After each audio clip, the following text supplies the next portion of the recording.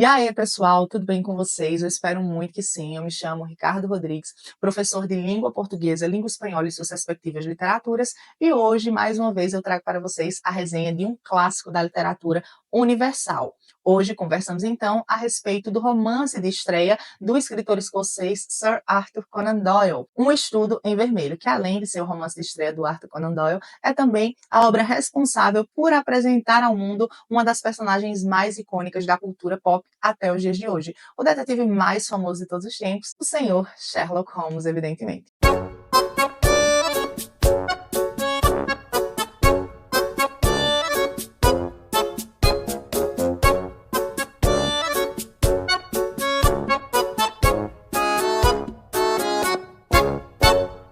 Bem, o Sherlock Holmes é uma personagem extremamente importante para a cultura pop, sendo, sem sombra de dúvidas, o detetive mais famoso e conhecido de toda a literatura. Evidentemente, Sherlock Holmes não é o primeiro detetive na literatura. Havia outros antes dele, a exemplo de até mesmo um detetive do Edgar Allan Poe. Mas o que acontece é a partir das obras do Arthur Conan Doyle com Sherlock Holmes que esse tropo, por assim dizer, vai surgir. E as histórias de detetive que surgem posteriormente vão beber muito dessa fonte de referências constituída a partir das obras que o Arthur Conan Doyle escreve, tendo como personagem principal o Sherlock Holmes, sempre, aliás, acompanhado do seu bom amigo, o Dr. Watson, que está ali ao lado dele em todas as suas aventuras, acompanhando o desvendar ali a resolução dos mistérios e também aprendendo muito a respeito da arte de dedução que o Sherlock Holmes utiliza para resolver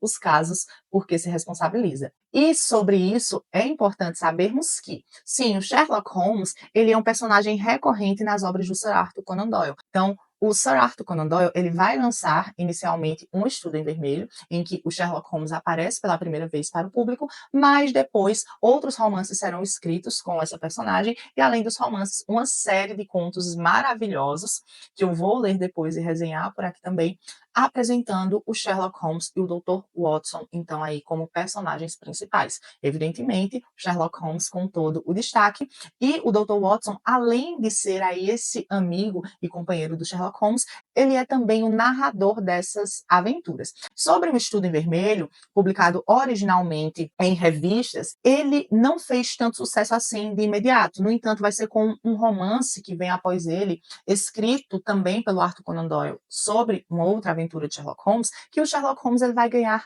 destaque, ganhar fama, e aí esse primeiro romance, O Estudo em Vermelho, volta a ser visitado pelo público e adquire aí a fama estrondosa que tem até hoje. Em O Estudo em Vermelho, nós temos então narrada para a gente a primeira aventura do Sherlock Holmes, ao lado também do Dr. Watson. Além disso, é aqui que nós somos apresentados ao momento e à situação em que eles se conhecem. Bem, a história de Um Estudo em Vermelho tem como pano de fundo Londres do século XIX.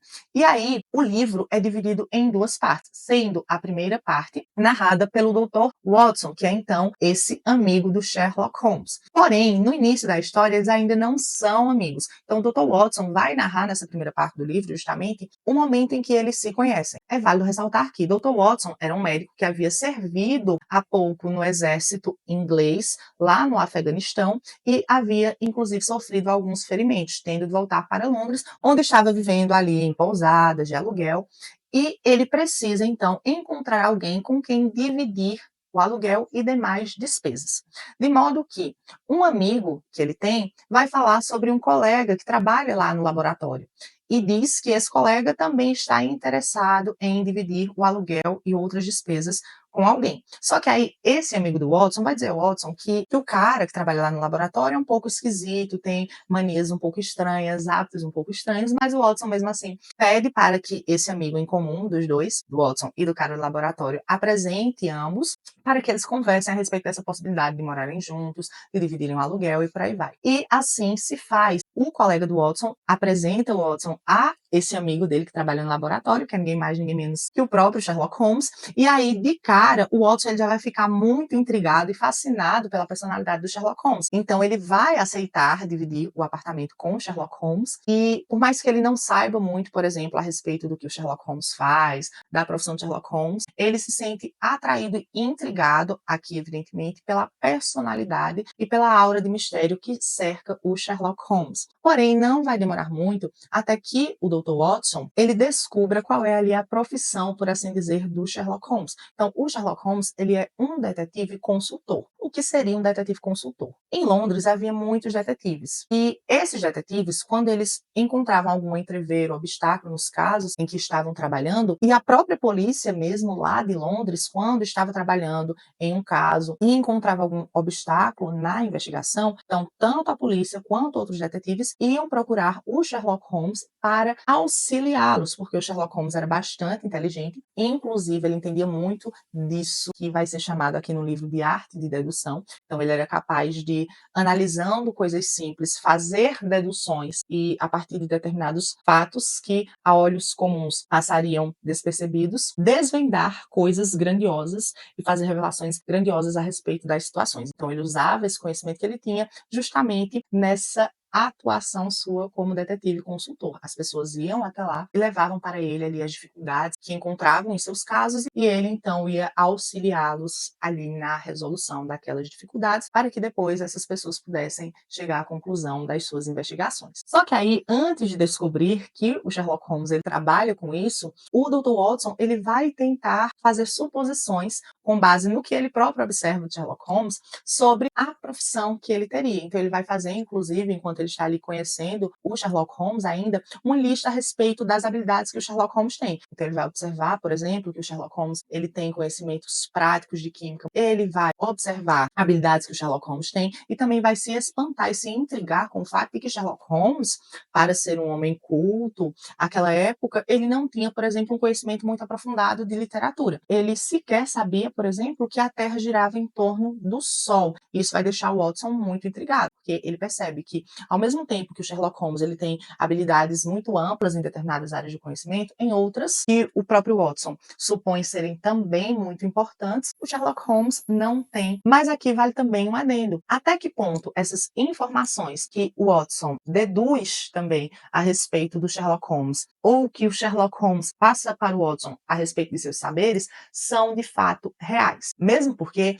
como já mencionado, nessa lista inicial que o Watson faz sobre as habilidades do Sherlock Holmes, ele pontua essa questão do conhecimento literário, do conhecimento musical, se não me engano também, do Sherlock Holmes. Só que páginas depois, em diálogos que eles têm, em conversas que eles têm, a gente percebe que eles falam a respeito de literatura, que eles falam a respeito de música e que o Sherlock Holmes, ele apresenta muitos conhecimentos a respeito disso, de que supostamente ele não entenderia. Então é válido a gente pensar também a respeito disso, tudo bem? Mas passado algum tempo, então, após a formação desse vínculo inicial entre o Dr. Watson e o Sherlock Holmes, dois detetives da polícia de Londres vão procurar o Sherlock Holmes em busca de seus serviços como detetive consultor.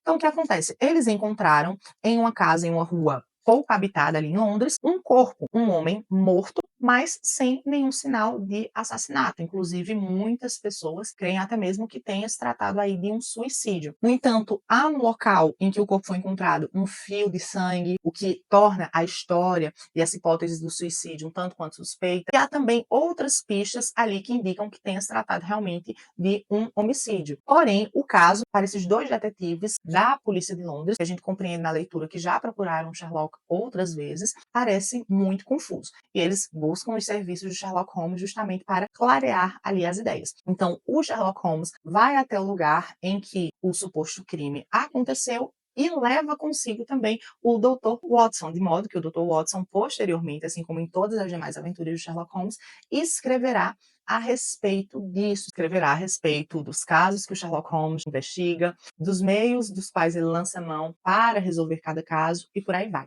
E aí, quando o Sherlock Holmes chega lá, ele vai então fazer algumas observações a respeito das pistas deixadas. Eles vão encontrar também ali a palavra Rache, que é uma palavra alemã que significa vingança, escrita com sangue na parede. E nós vamos acompanhando então o modo de raciocinar do Sherlock Holmes. Então, como ele vai, por exemplo, a partir de pistas deixadas, formular todo um um pensamento e explicar o que talvez está por trás de cada uma daquelas pistas. E realmente ir resolvendo dificuldades que aqueles outros 2 detetives tenham encontrado na busca aí por essas pistas e pela resolução do caso. E por meio da narrativa do Dr. Watson, a gente percebe que ele também nos representa, porque a gente fica fascinado pelo raciocínio do Sherlock Holmes, por como ele vai desvendando as pistas e desvendando todo o mistério. E, enfim, é muito bom. A gente realmente se sente um pouco como sendo esse narrador, devido às características dele como personagem também que nos são reveladas. E aí, saindo um pouco dessa primeira parte do livro, a gente vai para a segunda parte do livro, que é uma história que, a princípio, você pode achar totalmente aleatória. Você pensa, meu Deus do céu, é uma outra história. Mas não. Então, quando Sherlock Holmes, no fim da primeira parte do livro, ele nos revela quem é, então, o assassino, porque sim, se trata de um assassinato, inicia-se a segunda parte do livro. E essa segunda parte do livro vai, então, nos contar uma história que se passa nos Estados Unidos, especificamente no estado de Utah, onde a maioria da população até hoje é mormon, e que, a princípio, parece, como já dito, ser uma história totalmente distinta da história do assassinato que a gente estava acompanhando na primeira parte do livro. Mas, aos poucos, e à medida que alguns nomes familiares da primeira parte vão surgindo nessa segunda parte, a gente vai, então, compreendendo que essa história presente na segunda parte de Um Estudo em Vermelho vai, então, apresentar para o leitor os motivos que levaram o assassino, do caso em questão, a cometer aquele delito, aquele assassinato. E, particularmente, eu amei a segunda parte do livro. Sendo que essa segunda parte do livro, ela também vai terminar com o depoimento do próprio assassino, também fazendo pra gente essa revelação mais clara, mais direta, essa confissão, na verdade, do crime que ele comete. Além disso, a gente também tem um momento em que o Sherlock Holmes vai fazer uma nova exposição de como ele chegou até aquela descoberta. Só que no fim, evidentemente, como ele atua por trás dos panos, quem vai levar todo o crédito, em partes pelo menos, pela resolução do caso, são os 2 detetives da polícia londrina. Mas, gente, no mais, era isso mesmo que eu queria falar para vocês a respeito de Um Estudo em Vermelho, desse romance de estreia do Sir Arthur Conan Doyle, dizer que o Sherlock Holmes é uma das minhas personagens favoritas da vida. Eu tenho este livro aqui e outros livros desta mesma coleção, antiguinha, lançada pela editora Heidel. Se não me engano, essas edições são do ano 2004, por aí. E tenho certeza que lerei outras obras, outras histórias do Arthur Conan Doyle, que tenham como personagem o Sherlock Holmes, e trarei a resenha para cá. Espero que vocês tenham gostado, que tenham sentido interesse a partir dessa resenha por lerem Arthur Conan Doyle e por lerem histórias de Sherlock Holmes. E, no mais, é isso. Um beijão e até a próxima!